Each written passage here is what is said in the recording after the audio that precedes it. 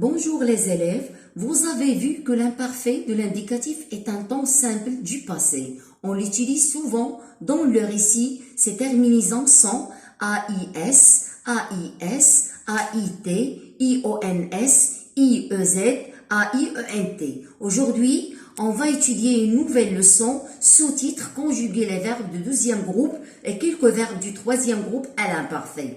Lisons ces exemples. Tu choisissais de beaux vêtements. Ma sœur rougissait rapidement au soleil. Les filles faisaient de la gymnastique chaque mercredi. Vous alliez à la montagne. Alors les élèves, relevez les verbes conjugués dans chaque phrase et précisez leur infinitif et leur groupe. Oui, on a les verbes suivants. Rougir, choisir sont des verbes de deuxième groupe.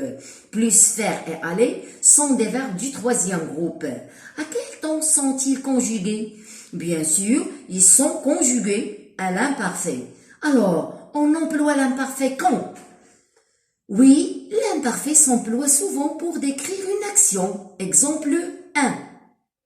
Tu choisissais de beaux vêtements. On l'utilise pour décrire quelqu'un. Exemple 2. Ma sœur rougissait rapidement au soleil.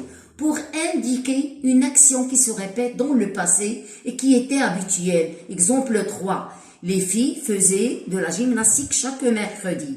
Et pour exprimer une action qui dure dans le passé, exemple 4, vous alliez à la montagne. Maintenant, comment construire un verbe conjugué à l'imparfait? Premièrement, prenons les verbes de deuxième groupe. Pour conjuguer le verbe de deuxième groupe comme choisir à l'imparfait, qu'est-ce qu'on fait les élèves? Oui, on ajoute deux S entre le radical et la terminaison à toutes les personnes en disant je choisissais, tu choisissais, il ou elle ou on choisissait, nous choisissions, vous choisissiez, il ou elle avec S choisissait. Deuxièmement, passons au verbe du troisième groupe. D'après les exemples 3 et 4, on constate que les verbes faire et aller prennent les mêmes terminaisons de l'imparfait. Alors, on peut dire, pour conjuguer les verbes à l'imparfait de l'indicatif, quel que soit le groupe, il faut se rappeler les terminaisons qui correspondent à chaque personne. Je, AIS, tu, AIS, il ou elle, AIT, nous, IONS, vous, IEZ, il ou elle avec S, AIENT. Bien. Troisièmement, ce qui concerne les verbes être, avoir et aller ont des conjugaisons particulières. Ils se conjuguent comme suit. Être, on dit j'étais, tu étais, il ou elle était, nous étions, vous étiez, il avec S ou elle avec S était. Avoir, on dit j'avais, tu avais, il ou elle avait, nous avions, vous aviez, il ou elle avec S avait. Le verbe aller, j'allais, tu allais, il ou elle allait, nous allions, vous alliez, il ou elle avec S allait. Ce qu'on peut-on déduire de cette leçon?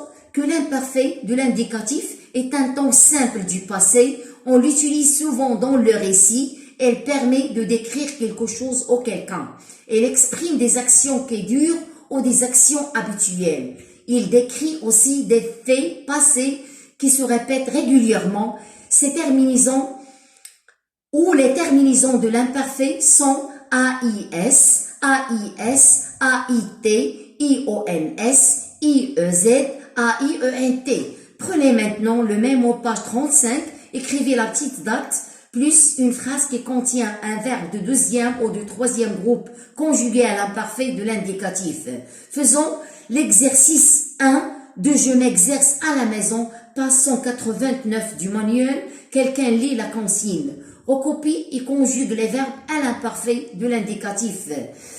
Vous faites l'exercice les élèves avec le crayon sur le manuel et on fera la correction après. Merci de votre attention et à la prochaine séance. Au revoir.